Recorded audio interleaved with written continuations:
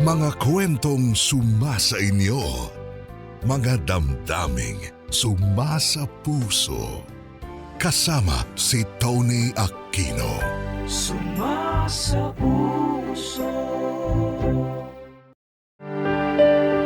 Tony, itago niyo na lang ako sa pangalang Angelo, 28 anyos at nakatira sa Pampanga.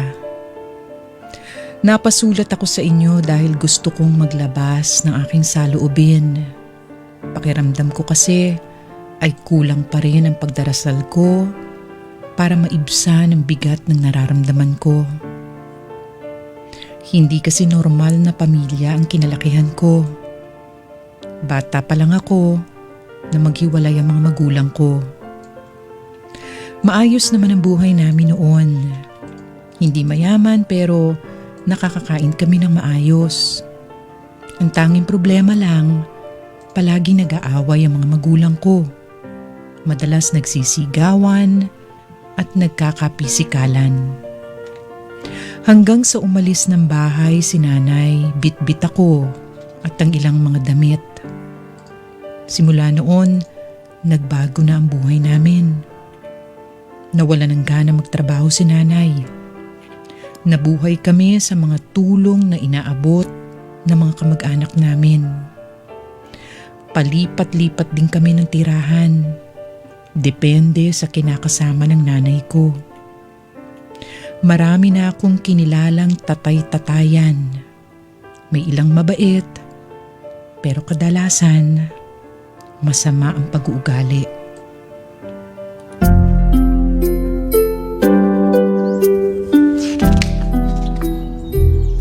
There are three types of rock. Igneous rock is made when hot lava cools and hardens, and sedimentary rock is made when sand or other pieces... Angelo! Tawag ako ni Siyang Angelo! Manuel?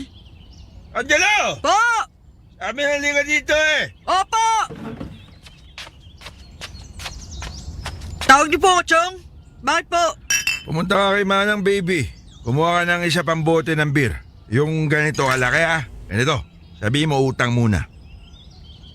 Oh, ano pa tinatayo-tayo mo dyan? Sabat na! Chong, hindi na po pwede. Hindi na pwede. Kanina umaga po kasi inutusan din ako ni Mama mangutang ng dalata. Oh, Nagalit po si Manang Baby. Bawal na raw umutang. Magbayad daw muna ng mga utang dati. ganun ba? Wala akong pake. Gawin mo ang paraan. Kung kailangan mo nakawin mo. Huwag kang babalik dito nang walang dalang beer. Naintindihan mo? Sige na! Anak ng puting tupa naman, oh. Di ka talaga alis? Di mo ako susundin, ha? Chong, hindi na po talaga pwede.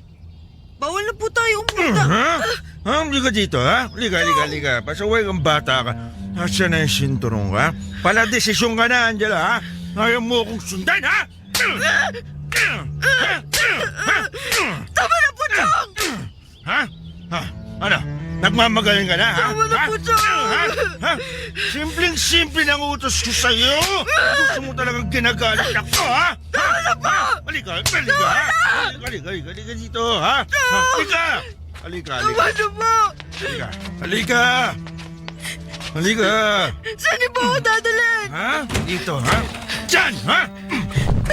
Diyan ka sa labas! Huwag kang papasok sa pamamahay ko! Chong! Chong, sorry po! Huwag mo akong hawakan ng palusing kitang lintik kaya!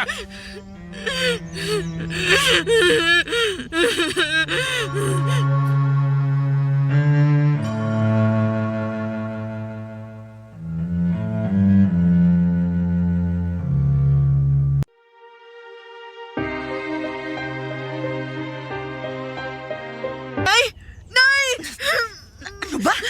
Ay, Angelo, pwede ba? Huwag kang lumingkis sa akin. Darating ko lang. Pagod ako. Tabi nga dyan, papasok ako. Asan ang Chong Manuel mo? Ayun po na, sa may lamesa. Sus, wala na namang malay sa alak tong hinayupak na to.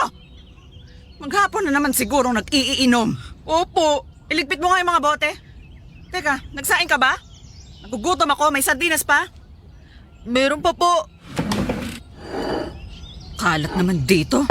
Isa ka pang bata ka eh. Imbis na maglinis ka dito, naglaro-laro ka pa sa labas. Di naman po ako naglalaro. Pinalabas po ako ni Chong Manuel.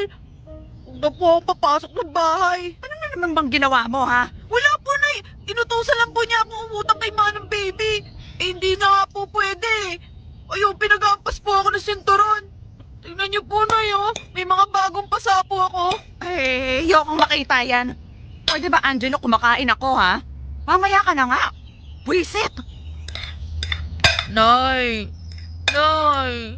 Alis na po tayo dito. Ano ka mo? Ayoko na po dito kay Chong Manuel. Palagi niyo po ako sinasaktan eh. Eh, sira ka pala eh. Sino bang may kasalanan, ha? Tigas kasi ng ulo mo eh. Inuutosan ka, ayaw mo sundin. Tapos magre-reklamo ka pag nasaktan ka. Mag-isip-isip ka nga. Nay! Nahihirapan na po ako eh. May mga pasapo ako hindi pa gumagaling. Tapos may panibago na naman. Angelo, pwede ba? Pwedeng tantanan mo muna ako? Hindi ako makakain ng maayos sa'yo eh. Gusto mo kumalis ako dito, ha? Bakit? May iba ka bang matitirhan, ha? May pera ka? Kaya mo nang magbanat ng buto, ano? Yan ang hirap sa'yo eh. Hindi ka magpasalamat na may tirahan ka na. Makaarte ka, kala mo aping-api ka? Eh, kasalanan mo naman, ba't ka nasasaktan ng Chong Manuel mo? Nay! Nay, hindi ka Doon ba? ka na nga! Sabi nang kumakain ako eh. Doon ka! Doon ka! Baho-baho mo. Magigit pa ng tubig at maligo ka. Baka sakaling matauhan ka dyan sa kaibangan mo. Beche ka.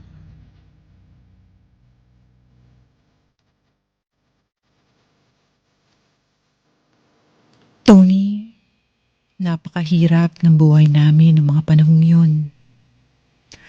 Swerte nang makakain kami ng 2 beses sa isang araw. Parakit-rakit lang kung saan sina Nanay at Chong Manuel. Tapos sa renta lang halos napupunta ang pera nila. Sa renta at sa bisyo. Mas madalas pang may alak sa bahay kaysa sa matinong pagkain.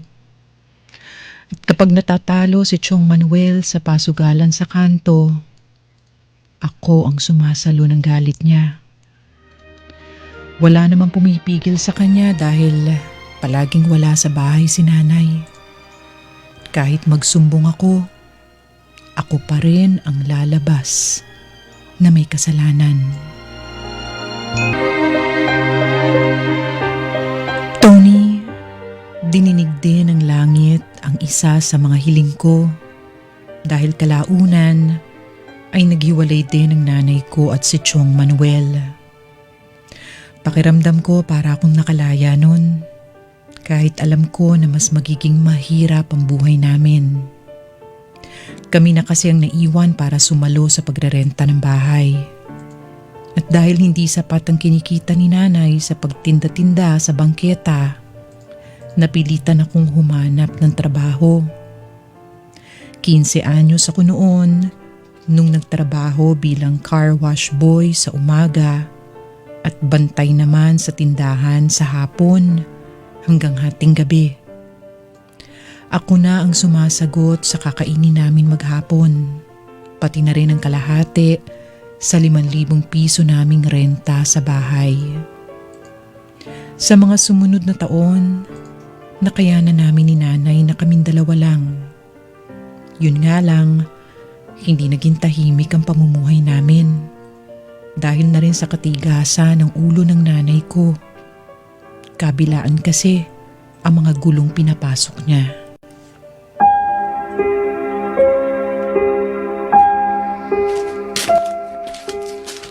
Ulam na kaya sa bahay? Maghahapunan muna ako dun bago ako pumasok sa tindahan. Sana nagluto si Nanay. Ano yun? Bakit ang daming tao? May nangyayari ba? Teka, sa tapat namin yun ah. Baka may nangyayari kay Nanay. Nay! Makikiraan po, tabi ho! Nay! Makikiraan ho! Nay! Eh, anong magagawa ko kung gandang-ganda sa akin yung asawa mo? Palibhasa mo ka kasing hito. Kaya naganap ng iba yung mister mo eh. Eh, ba't isisisi mo sa akin yung kapangitan mo? Nay! Anong nangyayari dito? Hoy, Lourdes! Huwag ka masyadong magbaganda. Nilandi ka lang ng asawa ko kasi madali ka makuha. Konting kalabit lang kasi sa'yo, bumibigay ka. Kaya nga hindi na ako nagugulat kung lahat ng mga lalaki dito sa lugar nyo, naikama ka na. Mawalang galang na ho ha. Pero sino ho ba kayo para insultuin yung nanay ko? Ay nako Angelo, isa lang yan sa mga libo-libong naiinggit sa akin. Ako? Mahiingit sa maduwing babaeng katulad mo? Ba't di mo sabihin sa anak mo yung totoo na kumakabit ka sa asawa ng may asawa? Baka nga pati asawa ng mga kapitbahay nyo, kinakalantari nito. Nako, mag-iingat kayong lahat sa babaeng to, ha? Pasensya na ho ha. Pero siguro mas mabuti yatang umalis na lang ho kayo kasi nanggugulo na ho kayo dito eh. Sinisiraan niyo lang ho yung nanay ko eh. Ay, hindi ako naninira! Pawang katotohanan lang ang sinasabi ko na yung babaeng yan, daig pa ang kalapating mababa ang lipad. Buti nga yung mga bayaran eh, trabaho lang. Yung nanay mo, libre ang mga serbisyo. Manahimik ka! Dapat sa'yo kailangan mo eh! Halika dito! Manangahing ka!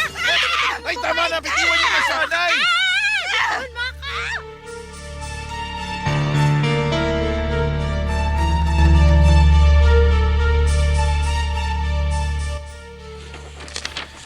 Kailangan natin bayaran yung nasirang paninda ni Mang Gaspar. Tayo rin magpapagawa ng nabasag na bintana sa katabi nating bahay. Tapos magsasampa ng reklamo yung kaaway niyong babae, Nay. Nay, ano ba to? Ano ba itong pinasok yung gulo ha? Pati yung mga kapitbahay natin nakikisaw-saw na.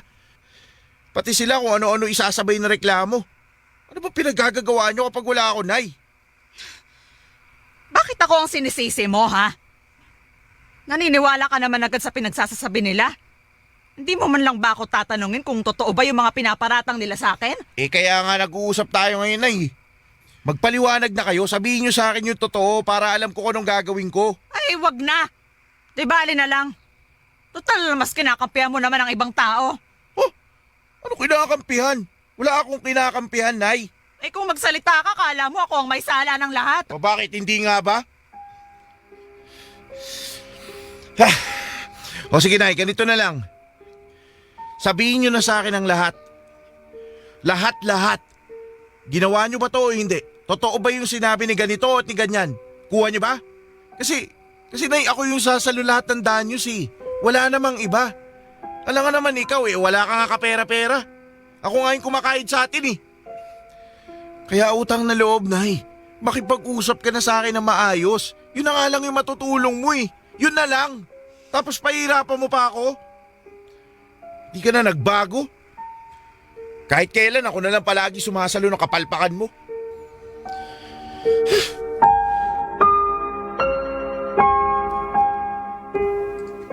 Tony, maraming nakakaaway ang nanay ko sa lugar namin.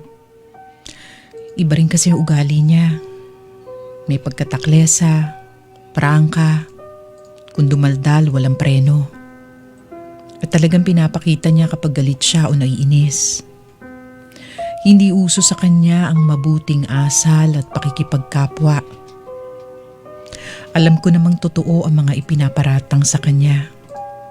Sa kasamaang palad kasi, naging gawain ng nanay ko ang mangakit ng kung sino-sinong lalaki. Yung iba dahil tipo lang niya. Pero karamihan ay dahil gusto niyang hut-hutan ng pera. At nalalaman kong nakadilihensya si nanay kapag umuwi ako sa amin na may nakahain na masarap na ulam. Aaminin ko, Tony, magkahalong galit at tuwa ang nararamdaman ko sa tuwing nangyayari yun. Galit dahil gumawa na naman si nanay ng kalokohan para sa pera. Pero may konti ring tuwa dahil dun ko lang nakikita ang pagiging mabuti niyang ina. Masaya siya sa tuwing nakakapaghain siya ng sarili niyang luto. Sa karinderya lang kasi ako bumibili ng ulam namin araw-araw. Kaya para na rin akong tumama sa loto kapag nakakapagluto si nanay. Yun lang ang tanging pagkakataon na nararamdaman ko ang kalinga ng isang ina. Kahit katakot-takot na sakit ng ulo ang ibinibigay sa akin ng nanay ko, nagagawa ko siyang tiisin at patawarin bang kailangan kong gawin? Naku, dito pa pala itong mga kahon. Lipit ko na nga. Angelo! Wait. Ay, Anong ginagawa mo dito?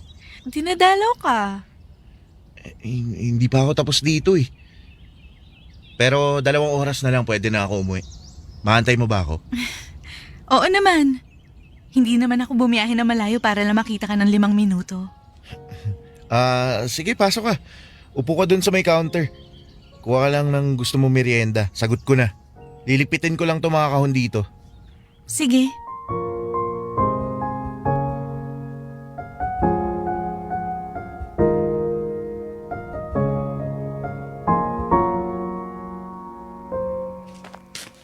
Wendy. Sigurado ko bang gusto mo pumunta sa bahay? Oo naman. Sa 1 taon natin, parang 3 beses pa lang ako nakakapunta sa inyo. Siyempre, gusto ko rin mapalapit sa nanay mo. Di ba medyo hindi ka komportable sa nanay ko nung nakaraan? Sabi mo, sama ng tingin sa'yo tsaka ramdam mong hindi siya masayang nandun ka. Pero 'di ba, sabi mo, ganun talaga nanay mo sa mga taong hindi niya kilala. Kaya baka dapat, dalas-dalasan ko na yung pagpunta sa inyo para naman maging komportable kami ni Chang Lourdes sa isa't isa. Sige na, bahala na. Huwag kang matakot. Akong bahala. Nay, dito na ako, Nay. Mabuti naman at dumating ka na. Kanina pa ako nagugutom. Si Wendy, Nay, kasama ko. Magandang gabi po, Chang Lourdes. Ito ho, may dala kong pansit. Kain po tayo. Nandito ka na naman. Nay, Sinabi ko na sa'yo, Angelo, ayoko sa babaeng yan eh. Wendy, halika na. Hatid na kita sa inyo. Mabuti pa. Hindi, Angelo. Ayos lang ako. Hayaan mo lang kami ni Chang Lourdes. Kita mo naman, di ba? Wala sa wisyo yung nanay ko eh. Alam nga naman palagi na lang akong iiwas sa nanay mo. Paano kami magkakaayos niyan? Habaan lang natin ang pasensya natin. Ha? Chang Lourdes? Upo na ho kayo. Ihahanda ko na po tong pansit para makakain kayo. Masarap po to. Paborito ni Angelo. Ito rin po yung binibilhan namin kapag... Nay, ano naman yan? Ba't niyo tinapon sa saig yung pagkain? Sinabi ko naman sa'yo, ayoko sa babaeng yan. Kaya kumukonti yung nauuwi mong pera dahil dyan eh. Po, Ay, nahihibang ka na ba? Anong pinagsasabi mo? Bakit kala mo? Hindi ko alam? Hindi ako tanga, Angelo. Panggastos na lang natin dito sa bahay eh. Lulustay mo pa para sa babaeng yan. hindi po Chang. Nay, kung ano man yung pinagagamitan ko ng pera, karapatan ko na yon, desisyon ko na yon. Ako naman naghirap para kitain yun eh. Nakita mo na? Nilalabanan na ako ng anak ko dahil sa'yo. Lumayas ka sa pamamahay ko. Alis! Ayoko sa'yo. Masama kang babae. Hotutera! Mukhang pera. Mauuna pa akong mamatay bago mo makuha ang anak ko. Nay, bitawan niyo si Wendy. Bitawan niyo siya. Nay, bitaw sabi. Nay!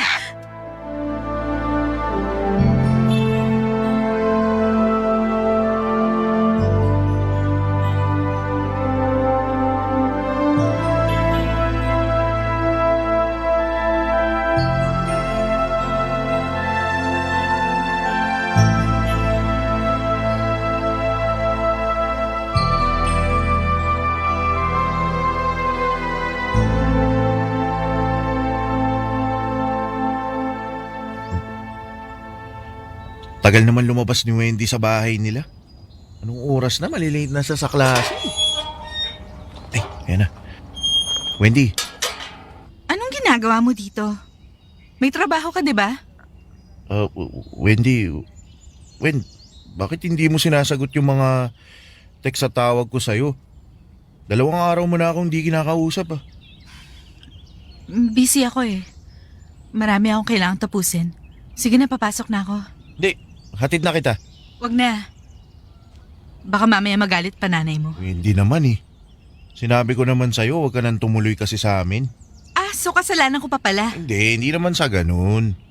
Kasalanan ko ba na may sapi yung nanay mo? Kita mo itong mga galo sa braso ko? Tinatanong ako ni Papa kung saan ko nakuha. Alam naman sabihin ko sa nanay mong baliw. Teka lang, hindi baliw yung nanay ko, Wendy ah. Pero hindi lang maayos yung lagay niya, sinusumpong lang kasi siya. Sinusumpong ng ano? Ng... Ng ano, Angelo? Wala kang masagot? Kasi hindi mo alam, di ba? Kasi para sa'yo, normal lang yung nanay mo. Hindi normal si Chang Lourdes, Angelo. Tinan mo na lang itong mga braso ko. Gawa ba yun ng isang normal na tao? Wendy, hindi ko lang kasi may paliwanag sa'yo ng diretso.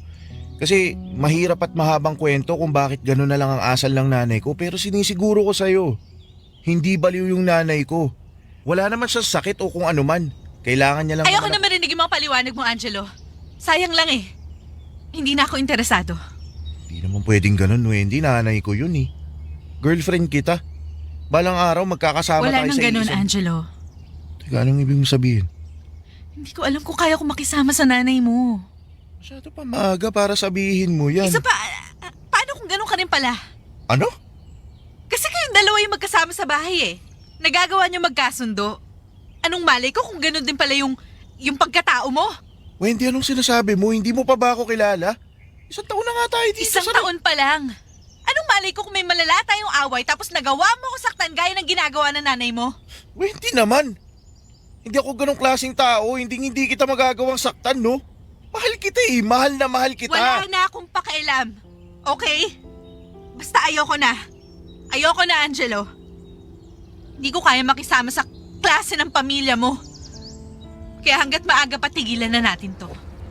Wendy, wag mo naman ako iwan, Wendy. Wendy, mahal kita. Awa ka naman sa akin, Wendy. Wala namang ganyanan, Wendy. Angelo, bitawan mo ako. Pag di mo ako tinigilan, sisigaw ako dito. Ba't ganyan ka naman sa akin, ha? Ba't mo naman ako iiwan bigla? Pasensya na, Angelo. Akala ko kasi kaya ko yung nanay mo eh. Pero hindi pala. Masyado lang pala ako nagyabang sa'yo. Pero sana maging maayos yung lagay nyo. Sayang lang kasi hindi ko na maaantay kung kailan mangyayari yun. Kung mangyayari man.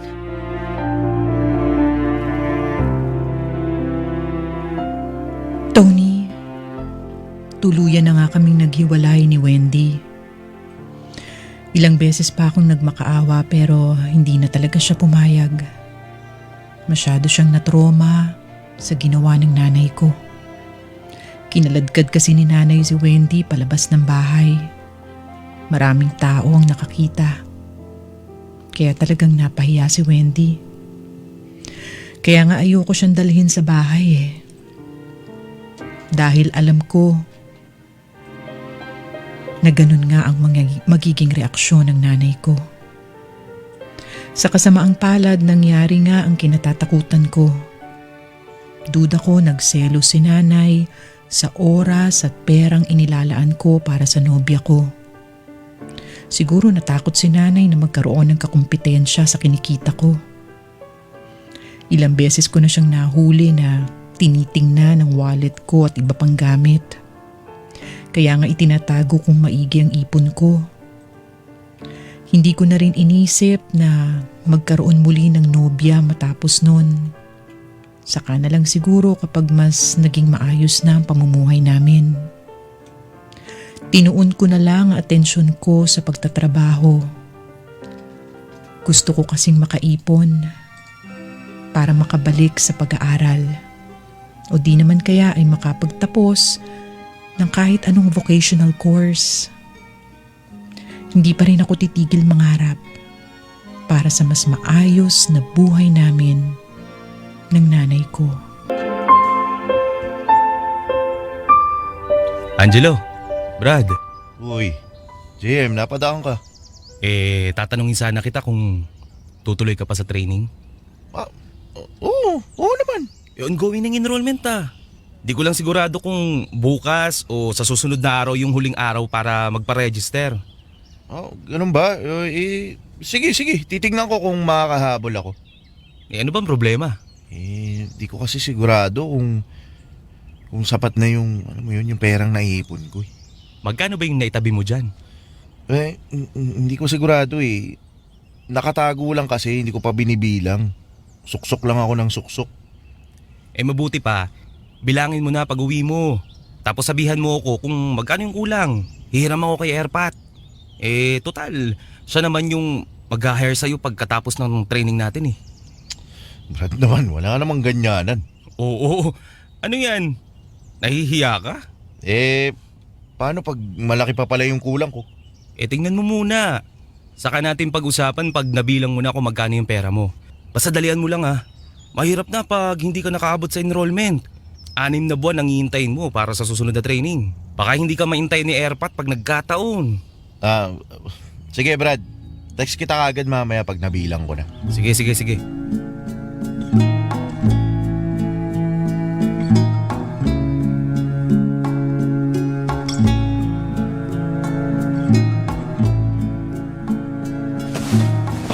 Nasaan ba yun? Nasaan na yun? Dito ko lang yung tinago eh. Nasaan na? Ano to? Bakit nagkalat yung damit mo? Hoy Angelo, anong ginagawa mo at ng gulo-gulo dito? Nay, nakita nyo ba yung kahon ko dito? Yung may butas sa gitna? Parang alkansya yun eh. Parang basta ganun, alkansya. Nakita nyo po ba? Andito lang yun sa ilalim ng damitan ko. Hindi pwedeng mawala yun, Nay. Tsaka kung mawawala man, isa lang sa atin yung pwedeng gumalaw nun. Siyempre, hindi naman ako yung gagalaw nun, Nay. Nay, nasa na? Nakita nyo yun, di ba? Imposibleng hindi nyo nakita kasi bakit naman mawawala? Nay, nasa na? Saan nyo nilagay? Ibalik nyo sa akin ngayon na nasa na, Nay! Bakit naninigaw ka? Nasa na kasi, Nay? Ilabas nyo na akin, ha? Wala na sa akin. Ano ba? Anong wala na sa inyo? Ano ibig nyo sabihin? Ano kasi? Ikaw kasi. Alis-alis ka, hindi ka nag-iiwan ng pera. Dumating yung naniningil ng upa nagsisisigaw dito. Napilitan ako na maghanap ng pera sa mga gamit mo. Ayun, nakita ko yung kahon na Tapos yun. Yun yung binigay nyo? Nay, huwag ka nga magsinungaling. Ako nagbabayad ng upa. Alam ko kung kailan yung bayaran. Hindi ako nagbiminti sa petsa kaya imposible yung sinasabi nyo, no? Nay, utang na loob. Ibalik nyo na yung pera ko. Akin yun eh. Pera ko yun, Nay. Aray! Pitawan mo nga ang braso ko? Pero pera ko Nasasaktan kasi ako. yun, Nay. Pinaghirapan ko yun. Asa na yun? Ha? Asa na yun? Asa kinabukasan ko yun, Nay? Para makapag-aral ako ulit. At saka para rin naman sa'yo yun. Kaya nga nagmamakaawa ako na ibalik mo na. Balik mo na, Nay. Sige na. Nay, ba yan? Hindi ko alam kung ano yung sinasabi mo. Malay ko sa tinatago mong pera. Meron ka pala nun. Hindi mo man lang hinahatian ng nanay mo. Diyan ka na. Abala pa ako sa kusina. Nay! Nay! Nay!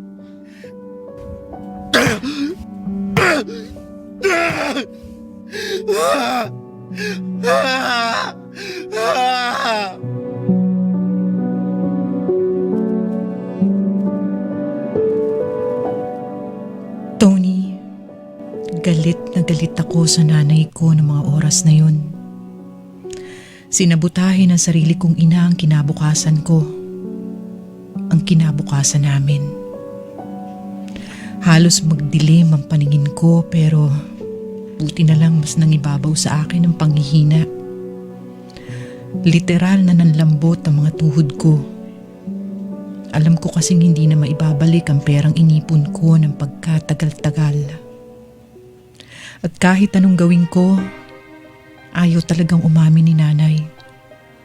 At ang nakakainis pa, kung makaarte siya akala mo inosente. Matapos noon, Tony, baliwala sa kanya kahit hindi ko siya pinapansin. Tuloy lang ang buhay para sa kanya. Habang ako, gigil na gigil pa rin sa galit. Sinabi ko sa kaibigan kong si JM na hindi na ako tutuloy na mag-enroll. Kinailangan ko na lang na mag-ipon ng panibago at maghintay ng ilang buwan para makapasok sa food service training. Sa paglipas ng mga buwan, unti-unti ring humupa ang galit ko sa nanay ko. Naisip ko, wala namang mangyayari kahit magalit ako. kasama ko pa rin si nanay. Hindi ko pa rin siya magagawang iwanan. Ako na lang ang inaasahan niya. Tony, sa kabila ng mga kamalasan ko sa buhay, may pinapadala pa rin ng Diyos na mga mabubuting tao para tulungan ako. Isa na nga doon ang kaibigan kong si JM. Pamangkin siya ng may-ari ng malaking tindahan na pinapasukan ko. Kahit hindi pa ako nakakapag-training ay kinuha pa rin ako ng tatay ni JM bilang isang waiter sa isang magandang restaurant. Ang orihinal na plano kasi ay papasok akong staff sa bagong resort ng tatay ni JM. Pero saka na lang daw ako ililipat doon kapag nakapag-training na ako. Hindi ko na ipinaalam sa nanay ko na may bago na akong trabaho. Ang alam lang niya ay may mga racket ako bukod sa pagiging bantay ng malaking tindahan. Gusto ko na kasing unti-unting ibukod ang sarili kong buhay. Hindi ko naman pababayaan ang nanay ko. Pero mas mainam nang hindi niya alam ang lahat sa akin. Para iwas bulilyaso na rin sa mga plano ko sa buhay. Sa loob ng maraming buwan, wala akong ginawa kundi kumayod at mag-ipon. Nagbukas na rin ako ng account sa bangko para tiyak na hindi magagalaw ng nanay ko ang perang pinaghihirapan ko. Ang totoo, Tony, dahil masama pa rin ang loob ko kay nanay, may mga araw na hindi ako umuwi sa amin. Nakikitulog ako sa staff house ng pinagtatrabahuhan kong restaurant. Lalo na kapag nag-overtime ako. Bagay na gustong gusto ko naman dahil mas madadagdagan ang kita ko.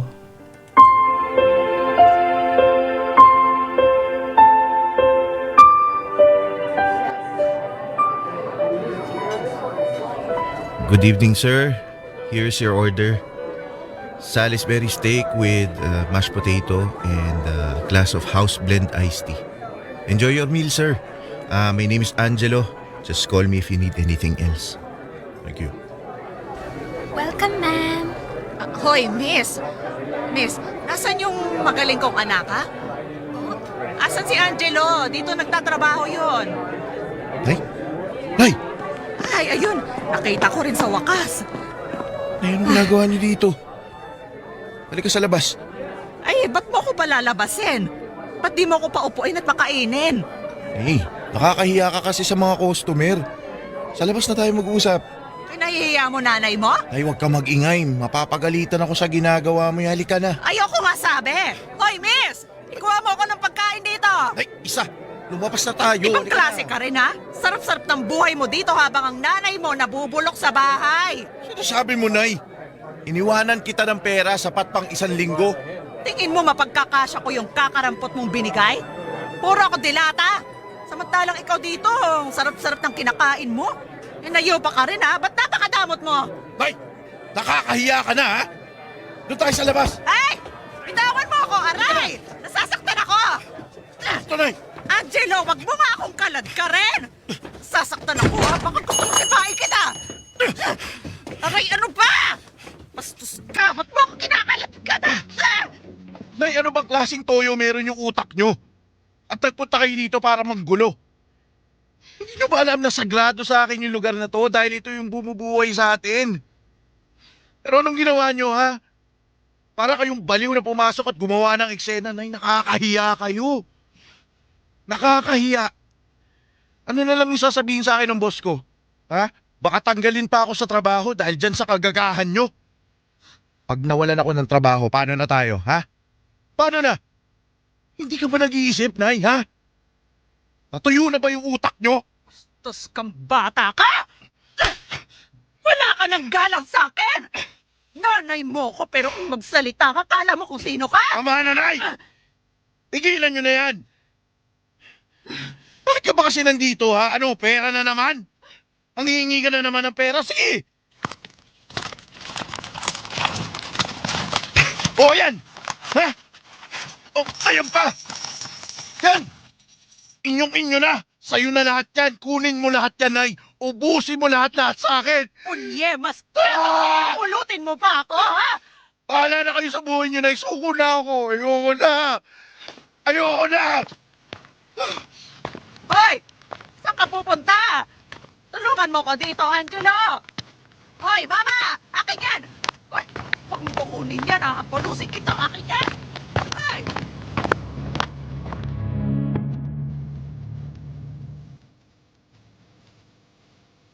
Tony, hindi ko talaga maipaliwanag ang naramdaman ko ng mga oras na yun. Akala ko sagad na ang galit ko nung nawala ang naipon kong pera. Pero mas maitataas pa pala ang emosyon ko. Kung hindi siguro ako tumalikod at naglakad palayo, baka tuluyan ko nang nasaktan ng nanay ko. Hindi ako umuwi ng bahay namin noon. Hinintay kong magsara ang restaurant bago ako bumalik sa staff house. Kinabukasan, humingi ako ng tawad sa tatay ni JM sa kahihiyang idinulot ng nanay ko. Hinanda ko na ang sarili ko na masisante noong mga panahon na yun. Pero napakabuti ng pamilya ni JM. Mas mabuti pa sila kaysa sa sarili kong ina. Mas iniisip pa nilang kapakanan ko. Hindi ako natanggal sa trabaho pero pinagpahinga muna ako ng ilang araw. Ayusin ko muna raw ang sitwasyon ko sa bahay para hindi na maulit ang ginawang panunugod ni nanay. Bumalik na lang daw ako anumang oras na handa na akong magtrabaho uli. At sa loob ng ilang araw na yun, Tony, ang daming tumakbo sa isip ko. Kung ano-anong plano ang binuo ko. Mga planong may kinalaman sa sarili kong kinabukasan. Sa kinabukasan ko lang at wala ng iba. Ano yan? Ba't ka nag-iimpake? Aalis ka? Saan ka na naman pupunta? Hindi ako aalis. Mga damit mo. Mga damit ko. Aba, oo nga no. Teka, anong gagawin mo sa damit ko? Saan mo dadalhin yung mga yan? Akin na yan. Magbihis ka ng panlakad, aalis na tayo. Aalis? Anong aalis? Saan tayo pupunta? Saan mo ako dadalhin? Angelo, magsalita ka. Saan mo ako dadalhin? Nay, aantayin na lang kita sa labas. 10 minuto pag wala ka pa, ako na mismo hihila sa'yo palabas. Angelo naman. 10 minuto, Nay. 10 minuto.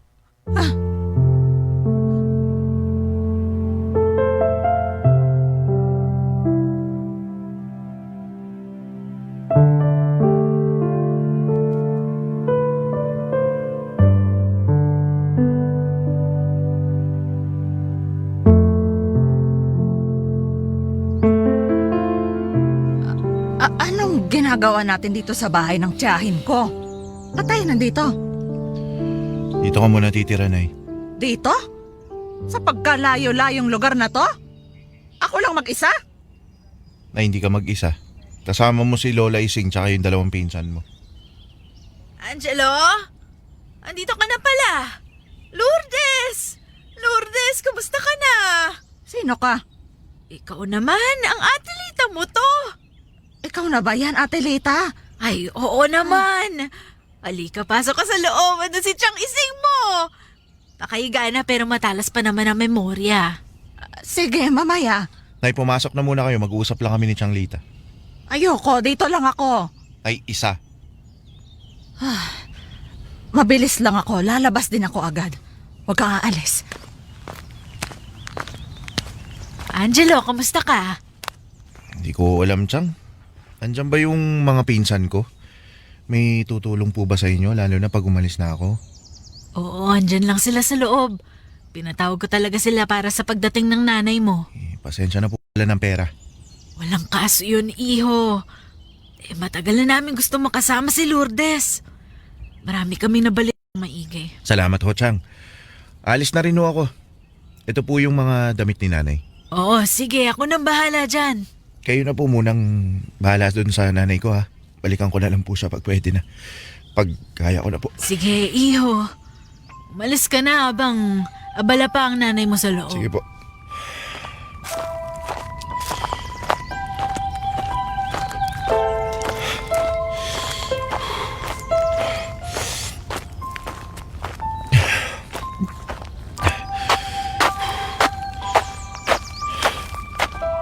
Angelo! Angelo, saan ka pupunta? Ba't mo ko iiwan dito? Angelo! Angelo, wag mo kong iwan! Maawa ka, Angelo! Angelo, anak! Angelo! Angelo, wag mo kong iwan dito! Ayoko dito, anak! Nakisama mo ako sa'yo! Angelo, wag mo kong iiwan! Anak! Anak! Anak!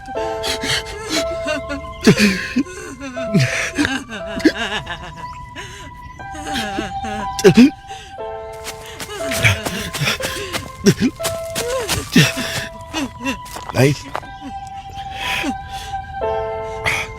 Angelo naman eh. Ayoko dito, anak. Ayoko dito. Ba't mo ako iiwan dito? pasensya na, Nay. Pasensya na. Ayoko dito, anak. Isama mo ko sa'yo. Oo, Nay. Alam ko, isasama kita. Hindi na kita iiwan dito. Sorry, Nay, ha? Sorry, hindi na. Angelo? Chang. Pasensya na po. Pasensya na po talaga sa abala, pero hindi ko po kaya, Chang, eh. Hindi ko po kayang iwan si nanay. Pasensya na po. Ayos lang, nak. Nandito lang kami pag kailangan mo ng tulong, ha? Opo. Pero siguro hindi na po muna ngayon. Ay, halika na. Halika na, Nay. Tayo na. Tayo pupunta, anak. Uuwi na tayo, Nay. Uuwi na tayo.